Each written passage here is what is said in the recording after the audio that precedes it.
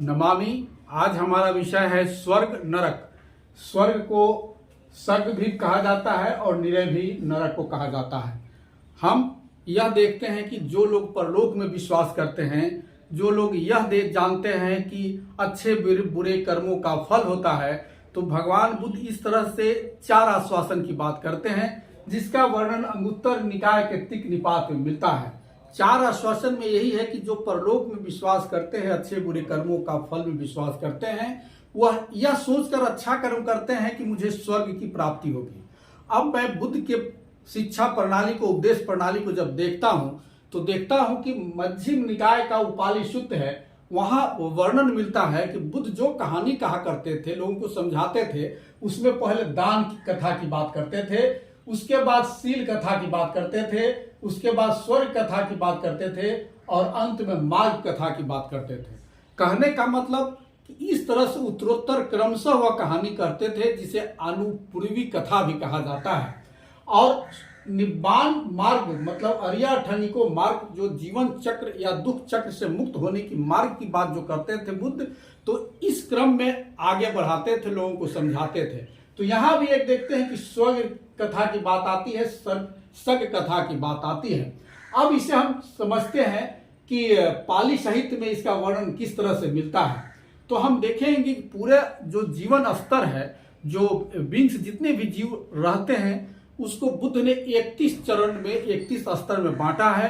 और मनुष्य से नीचे 4 स्तर है और मनुष्य से ऊपर जो है 26 स्तर है। उस 26 स्तर में एक कामावचर देव है, दूसरा रूपावचर देव 16 है और अरूपावचर देव 4 है। तो इस तरह से 26 है। इसे मनुष्य से ऊपर वाले लोग को बुद्ध ने ऊपरी भूमि कहा, अर्थात देवलोक कहा, और मनुष्य से नीचे वाले को बुद्ध ने अधोभूमि कहा, अपाय भूमि कहा। अब यहां देखते हैं कि मनुष्य जो कर्म संस्कार करता है, उसके आधार पर उसकी जो भी कर्म संस्कार का फल है, अच्छे बुरे कर्मों का फल है, वहां ऊपर में देवलोक आते हैं, मतलब देवलोक। अब देवलोक में हमें देखते हैं कि 3 तरह का वर्णन मिलता है, 3 तरह के देव होते हैं। एक देव वैसे होते हैं जिसे समुत्ति कहा जाता है, जिसे मान लिया जाता है जैसे राजा या राजकुमार। दूसरा देव ऐसे होते हैं जो विशुद्ध होते हैं, विशुद्धि देवा होते हैं, जैसे अरहत हुआ या बुद्ध हुए, ये विशुद्धि देवा के तहत आते हैं। एक वैसे देव आते हैं जो उपत्ति देव, उत्पन्न होते हैं, वो देव लोग ही हैं जो यहाँ उत्पन्न होते हैं, जो 26 तरह का वर्णन मिलता है। और इसी को जब हम मध्यम निकाय के संख्या रूपति सूत्र में देखते हैं तो यह 26 देवलोक वहां 29 देवलोक में मिलता है। यह 29 देवलोक और कुछ नहीं है, बल्कि यहाँ 26 में कई देवलोक को ग्रुप करके एक वर्ग में रखा गया है, इसलिए 26 है। और यहाँ वर्ग हटाकर 29 काउंट किया गया है, इसलिए 29 देवलोक का यहाँ वर्णन मिलता है। अब इसे हम एक समझते हैं, इस फोटो से समझते हैं कि मनुष्य जब कुशल कर्म करता है, तो कुशल कर्म करता है तो उसका प्रभाव हल्का होता है और ऊपर की ओर जाता है, जिसे हम बैलून से समझ सकते हैं कि यह बैलून में हल्की हवा भरी हुई है जो ऊपर की ओर ले जा रही है। और जो मनुष्य बुरे कर्म करते हैं, अकुशल कर्म करते हैं, उसे वह नीचे की ओर ले जाता है, अधोभूमि की ओर ले जाता है, और वह पत्थर स्टोन की तरह होता है। स्टोन में भी 2 तरह के स्टोन होते हैं। कुछ स्टोन ऐसे होते हैं जो पानी में घुलनशील होते हैं, कुछ अघुलनशील होते हैं। कहने का मतलब जो हम अकुशल जो पाप करते हैं, कुछ ऐसे पाप होते हैं जो समय के साथ क्षय हो जाते हैं, नष्ट हो जाते हैं। जैसे हम रॉक सॉल्ट की बात करते हैं, साल्ट रॉक की बात करते हैं, जो पानी में घुल जाता है। और कुछ ऐसे स्टोन होते हैं, पत्थर होते हैं जो कभी नहीं घुलते, उसे हम घोर पाप कर्म कहते हैं। घोर पाप कर्म में बुद्ध 6 तरह के पाप कर्म को रखा है। पहला माता की हत्या, दूसरा पिता, तीसरा अरहत की हत्या, 3 हत्या है। और फिर बुद्ध का रक्तपात, क्योंकि बुद्ध को कोई मार नहीं सकता, इसलिए बुद्ध का सिर्फ रक्तपात किया जा सकता है, जो खून बहाया था देवदत्त। उसके बाद संघ भेद, और छठा है मिथ्या आचार्यों के प्रति श्रद्धा, जो गलत आचार्य है उनके प्रति हम श्रद्धा रखते हैं। तो इस तरह के 6 जो घोर पाप कर्म है, इस तरह से करते हैं तो निश्चित है जो अधोभूमि का सबसे नीचे का जो स्तर है वो निरय लोक है, नरक जिसे कहते हैं, वहां उत्पन्न होने की बात कही जाती है। अब यहां देखते हैं कि मानव लोग जो 4 तरह के मानव लोग का वर्णन होता है।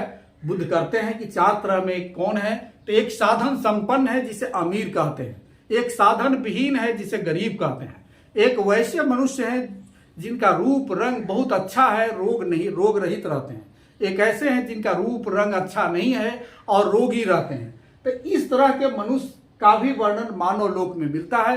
अब मानव लोक कर्म संस्कार का पुंज है, अपने कर्म संस्कार जो करता है उसी का रिजल्ट होता है। अब यहाँ पर हम देखते हैं कि इस स्टोन को अगर हम पत्थर नीचे रख दें तो स्टोन पानी में नहीं डूबता, उसको एक सहारा मिल जाता है।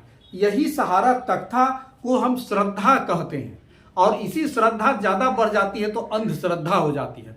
तो इस श्रद्धा का वर्णन हम देखते हैं सूत निपात में मिलता है। उस सूत निपात में देखेंगे कि उस सूत निपात में वो श्रद्धा उत्पन्न हुआ और वही श्रद्धा अंत में भक्ति के रूप में डेवलप कर जाता है, विकसित कर जाता है। अब इसमें देखते हैं कि इस श्रद्धा से जो मुक्त हुए, जो मनुष्य मुक्त हुए हैं, उनका नाम है वकली, आलवी, गौतम और भद्दायुध। यह 3 ऐसे मनुष्य हैं जो श्रद्धा से मुक्त हुए हैं। लेकिन ऐसा नहीं है कि वो कुशल कर्म नहीं किए थे, वो कुशल कर्म ही कर रहे थे, लेकिन उनको तख्त का सहारा मिला, लकड़ी का सहारा मिला और वो मुक्त हो गए, निर्वाण पा गए। इसी तरह से मुगलान की भी बात आती है कि मुगलान तो अरहत बन गए, लेकिन उनके जो कर्म थे, कर्म संस्कार ऐसा बुरा कर्म संस्कार था जो 6 तरह वाला में था, जो अंत में उनका प्रभाव लाता है। कहने का मतलब कर्म संस्कार कभी पीछा नहीं छोड़ता, और अच्छे कर्म संस्कार के कारण हम ऊपरी भूमि में जाते हैं और बुरे कर्म संस्कार के कारण हम निचली भूमि में जाते हैं, अधोभूमि में जाते हैं। तो ऊपरी भूमि को हम स्वर्ग कहते हैं और निचली भूमि को हम निरय या अधोभूमि कहते हैं, जिसमें सबसे नीचे वाला नरक कहलाता है।